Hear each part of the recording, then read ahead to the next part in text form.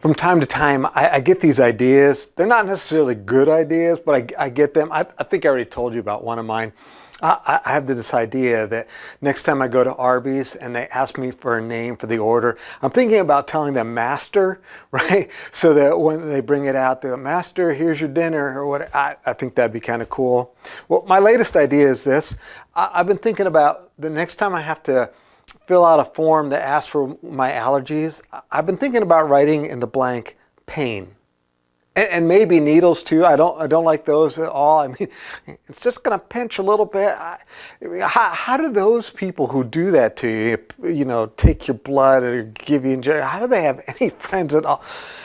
I'm digressing. Back to my idea. I've been thinking about, writing on the form where it asks for allergies, pain, right? Because pain, man, it makes me break out in anxiousness all over. I get it in my shoulders. After a little bit, I get it in my stomach. And then my mind starts to spin. I'm pretty sure I'm allergic to pain. Any kind of pain or suffering can do it to me, but especially relational suffering or emotional suffering, spiritual pain. I'm pretty sure I'm allergic to suffering. Maybe you are too. We're working our way through 1 Peter. It's Peter's letter to us. Peter saw firsthand Jesus suffering. He says that in chapter 5, verse 1. He saw the innocent, loving, and compassionate Jesus suffering. He saw what happened to Jesus, and he saw Jesus' response to it all. And over the next several years, no doubt Peter experienced and saw in other people's experiences the ways that following Jesus can make life painful. That's everything from attacks by demons to attacks by people, to the personal cost that sometimes accompanies doing the right thing, to those other painful situations that God brings into our lives to test us. Peter saw all of that. And he wrote us a letter to help us make sense of our suffering and to know how to respond. The theme of suffering runs throughout the entire letter that he wrote to us and is found in all 5 chapters. We're going to look at just 2 sections of his letter in this part of our series. And here's what we're looking for. All right? We're looking for perspective and advice. I'm sure we also have his sympathy, but we're especially looking for perspective and advice. We want to know, how should I be viewing my suffering? And then what should I do? We want not just Peter's perspective, but through Peter's letter, we're looking for God's perspective. I've told you before that sometimes I'll go to God and I'll say, God, I really need your perspective on this. I already know what I think. I already have my perspective. And it's not the best, probably. So God, I need your perspective. I need you to tell me how you see this so that I can have a chance of seeing it the way you see it. I want your perspective. If you're a Jesus follower, I'm sure that's your desire too. So that's what we're going to look for. God's perspective. And then what do we do with this suffering? Let's jump into our first passage. This is chapter 1. I want to read verses 3 to 7 to set the context. Blessed be the God and Father of our Lord Jesus Christ. Because of his great mercy, he's given us new birth into a living hope through the resurrection of Jesus Christ from the dead, and into an inheritance that is imperishable, undefiled, and unfading, kept in heaven for you. You are being guarded by God's power through faith for a salvation that is ready to be revealed in the last time. You rejoice in this, even though now for a short time, if necessary, you suffer grief in various trials, so that the proven character of your faith, more valuable than gold which, though perishable, is refined by fire, may result in praise, glory, and honor at the revelation of Jesus Christ. We're going to zero in on verses 6 and 7. You notice that phrase, he says, for a short time, right? You endure grief for a short time. It may feel like a long time. I know for me, anytime I'm suffering, it feels like a long time. And most suffering that you and I get doesn't have an expiration date. So we don't know how long we're going to be suffering. It may even be a lifetime. But Peter says a short time. That's in comparison to how long you and I will be suffering free, right? And then he says next, if necessary. You endure grief, right, if necessary. This implies that the various trials, the things that cause us pain, the things that are the source of our suffering, they serve a purpose. They're necessary, right? And then he says, you suffer grief. Clear reminder. Suffering is no fun. I don't need to convince you of that, but it's true. Peter's saying you're suffering grief and these trials. Later on, he calls it a fiery ordeal, right? This is painful. This is no fun. This hurts. I want to pause for a moment and just share a bit with those of you in our audience who are kids or teens. I thought about you while I was working on this sermon. As I thought about the world that you live in, I don't think any of the sources of suffering that we've identified in this series are going to get any better during your lifetime. We can just go right down through them. I don't have any good reason to believe that Satan's going to let up and you're going to experience any less spiritual opposition than I and my generation have experienced. I don't think the cost of obeying God is going to get any lower, right? It might even get harder. And I don't think that God is going to decide to not test your faith. Now, the way that he tests your faith may be different than the way he's tested my faith, different than the way that he's tested the faith of the generations that were immediately before me. But I don't think the pain of that, I don't see that decreasing anytime during your lifetime. And persecution, that's the other form of suffering that Peter addresses in this letter. I don't see that decreasing probably during your lifetime. In fact, a lot of us think it's going to increase. And I want to say a couple things to you about that. First, man, I hope and I pray as we talk about this stuff, suffering, pain, persecution because you're a believer, right? Harassment and all that kind of stuff just because you're a believer. Man, I hope and pray that I don't leave you afraid of persecution. When I was young, when I was your age, we would talk about this kind of stuff in the coming days and how bad it was going to be. We talk about that in church quite a bit. And I grew up being just extremely afraid of persecution. I was afraid of how painful it would be. And I was also equally afraid that I wouldn't bear up under it, that I would maybe disown God when the time came. And I want to tell you, God has worked with me on that. But we're going to talk about this suffering thing in our time together today. And my prayers, I've already said, is, man, I do not want to leave you afraid of persecution like I was and like I think a number of older Christians are. We've had, in some ways, we've had it pretty good for a while. And I think some of us are wigging out a little bit over the fact that we may not have it as good in the future as we had it in the past. And I just hear me praying for you, and I don't want to leave you afraid of persecution. The second thing I thought of a lot when I thought of you guys is this. I wish I could change it.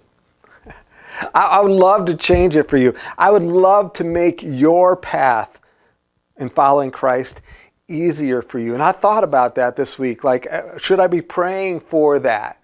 Because I would love to make it easier for you. I would love for you to not have to suffer. But then here's what happened. When I got thinking more about that, like if I was in charge, if I could do anything I wanted to do, I would make an easier path for you. If I did that, would I be claiming that I know how to run things better than God? Because God, I really believe with all my heart, He is sovereign. He's in control, right? He is the boss. And so if I'm like, no, it'd be better if we did it this way, God. It'd be better if these kids, these teens, didn't have to have a hard time following you. When I say that, even though my heart is good, is it also reflecting that I secretly kind of maybe think that I would know how to run things better than God? Well, am I hinting that I believe that I know how to care for you guys better than God does? Man, I do not want to go there. I trust God. And so I'm trusting God with you and with your faith and your future. I want to just thank you for listening. I want to just spend a minute or two letting you know I really thought about you a lot and prayed over you as I was putting this together. Let's get back to the text. In verse 7, the next part, Peter says, he talks about the proven character of your faith. That these trials are going to do something to your faith, that they're a refining thing. He talks about fire in there. Through the refining process, the value of an object increases because the object becomes pure and more genuine. If you think about a precious metal, when they melt it, when they subject it to fire, right? They melt it and stuff. They're doing that. They're burning away the impurities. And Peter says that's an analogy for what's going on into your faith through these painful situations. This suffering is, it's refining your faith. It's becoming pure and therefore more genuine and therefore more valuable.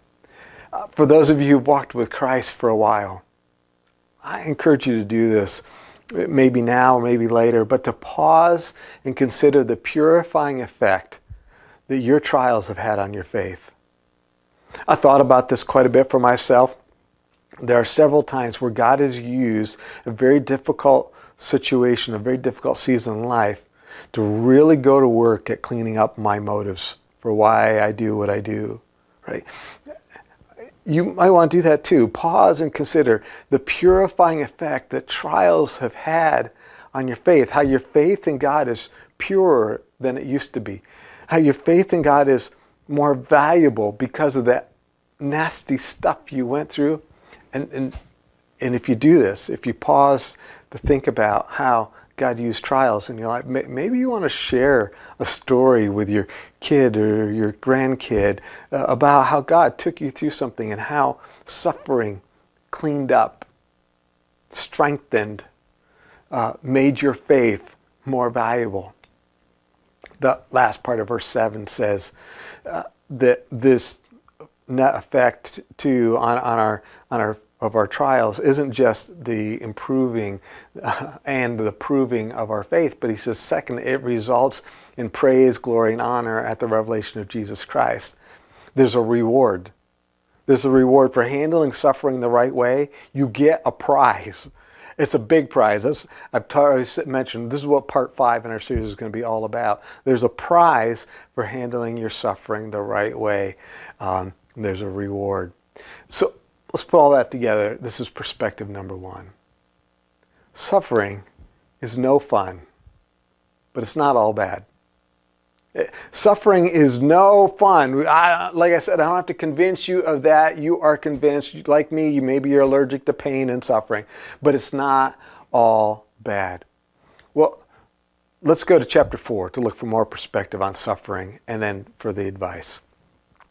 Chapter 4, verse 12. Dear friends, don't be surprised when the fiery ordeal comes among you to test you as if something unusual were happening to you. Instead, rejoice as you share in the sufferings of Christ, so that you may also rejoice with great joy when his glory is revealed. If you are ridiculed for the name of Christ, you are blessed, because the Spirit of glory and of God rests on you. Let none of you suffer as a murderer, a thief, an evildoer, or a meddler. But if anyone suffers as a Christian, let him not be ashamed, but let him glorify God in having that name. And there's a ton in here. Verse 12, he starts off, he says, don't be surprised as if something unusual is happening to you. Like when this fiery ordeal comes, when people start slandering you, mistreating you, withholding justice for you, because solely, you're not a jerk. It's solely because you are a Jesus follower. He's like, don't be surprised when that happens. You are united with Christ. You and Christ, you belong together. You are united. And so just as he suffered, you're suffering. You are sharing in his sufferings. John chapter 15, 18 to 20, Jesus makes it clear. He's like, you're no better and no different than me. If they treated me well, they're going to treat you well. If they treated me terribly, they're going to treat you terribly. You and me, we're in this together. So this is perspective number 2. He says, don't be surprised. Here it is. Suffering and persecution is the norm. Suffering and persecution is the norm. He says, don't be surprised as if something unusual is happening to you. This is what happened to Jesus. This is what's happening to your brothers and sisters around the world. You shouldn't be surprised. This is normal. Not good, but normal. I love what Peter has just done in this letter. He has normalized suffering and persecution without minimizing the pain and the impact it has on us. He's very clear in this letter that this has an impact on us. It hurts deeply. And so he's not like, oh, this is normal. Just put up with it, you know. Kind of like as a kid when you're like, Dad, it's not fair. And the parent says, what? Life's not fair. You know, right? Like, oh, you don't like that? That hurts? Too bad. We don't care. Peter's not doing that. When he says this is the norm, he's not looking at you and saying, hey, it doesn't hurt. But he is looking at you and saying, there's nothing wrong with you. It's not like you messed up and now that's why you're suffering in this case. He's like, this is what happens. This is the norm. In verse 13, he says, rather than be shocked at what has come, what does he say? Instead, rejoice. So instead of being shocked at what's come into your life, rejoice. Why? Because it's good? No. Peter's not he's not in love with pain. He's not crazy. He doesn't say, hey, rejoice because it didn't really hurt that bad. Hey, rejoice because it's great to get harassed and flogged or whatever. No, he's not saying that at all. He says, rather than being shocked at what's come, rejoice because you know what's coming. There's something amazing coming. He's already talked about that. In verses 14 and 16, he gets back to this theme of suffering is not all bad. He says there in verse 14, you are blessed, right? When somebody decides that they're going to give you grief solely because you're a Christian, you are blessed because the Spirit of glory and of God rests on you. God's Spirit is on you. As I read that, immediately came to mind another time when God's Spirit was on someone. Maybe you're thinking the same one I am. I'm thinking about when Jesus was being baptized.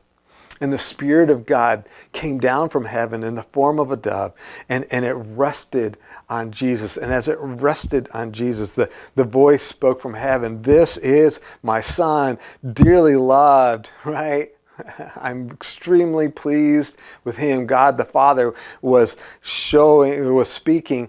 God's Spirit was showing that God is with this one and God is pleased with this one. God claimed Jesus there at the baptism. I think that's what's going on here. When he says you're blessed, when somebody can look at you and know that you are enough of a Jesus follower to decide to give you grief for being a Jesus follower, when they can see that much Jesus in you, that they like, okay, well, we're going to harass him because we don't like Jesus. That's evidence that God's Spirit is in you. It's coming out. It's visible. They can see it.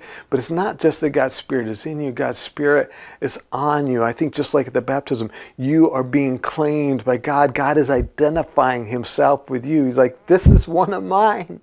This is one of mine. This guy is part of my group. He's claiming you. I know I've talked about this theme many times, but there were a lot of times growing up when recess or neighborhood sports or whatever, where we divided teams and I was left unclaimed. That's not what's happening to you here. The very Spirit of God is on you and he is claiming you. You belong. You're on this team. Now get over here, right? And then in verse 16, Peter adds, don't be ashamed, right? By people who are giving you grief. because you are associated with Jesus. You got to remember, this is Peter, the one who was ashamed there at Jesus' trial. He was ashamed and possibly afraid to be associated with Jesus. And now he's telling them it is a privilege to have the same name as Jesus. Now, live in such a way that you live worthy of the name and of the one who has claimed you and said, this one's mine. This one's mine. Perspective number 3. Suffering is the good kind of judgment. Suffering is the good kind of judgment. Verse 17. For the time has come for judgment to begin with God's household. And if it begins with us, what will the outcome be for those who disobey the gospel of God? And if a righteous person is saved with difficulty, what will become of the ungodly and the sinner? This is not something we probably talk about very much, but Peter is explaining to us, look, he's like, there are two kinds of judgment. There's the judgment that comes on Jesus followers. He calls it God's household. And then there's the judgment that comes on unbelievers, people who do not follow Jesus, do not have a relationship with God. Two kinds of judgment. For believers, judgment comes in the form of trials and persecutions. I think that's what he's saying here. Judgment comes in the form of trials and persecution. And that judgment, that kind of judgment, has a purifying and improving effect. We've already talked about that. For unbelievers, their judgment comes later. Their judgment comes in the form of standing before God for sentencing. God will find them guilty of disbelief, and then God will sentence them. And what they're going to get is not purifying, it's not improving. No, what they're going to get is justice and retribution. Of these two kinds of judgment, which one would you like? The one that leaves you better, or the one that leaves you in hell? Right? The one that strengthens your faith, or the one that inflicts justice and retribution? Even if those two were somehow equal in terms of intensity, they're definitely not equal in terms of length of time, right? The present suffering of believers, that is, as Peter says, in comparison, a short time. And that present suffering is nothing compared to the future suffering of unbelievers. And so Peter just reminds us, hey, this is a form of judgment, but it's the good kind of just judgment. All right, verse 19. So then, he starts. This is a therefore statement, right? In light of all these facts, right? Suffering is no fun at all, but it's not all bad, right? Suffering is the good form of judgment. Those kinds of facts. In light of those facts, therefore, what do we do? Verse 19. So then, let those who suffer according to God's will entrust themselves to a faithful Creator while doing what's good. Here's the advice. Entrust yourself to God's care and continue to do good. Entrust yourself to God's care. Like, God, I trust you to figure out like how much suffering I can handle. I trust you to figure out when the suffering should end. God, I trust you to figure out which types of suffering are needed in my life in order to purify and prove that my faith is genuine. God, I trust you.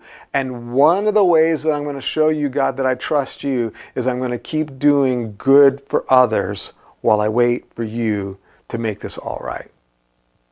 That's Peter's advice. You entrust yourself to God's care and continue to do what's good.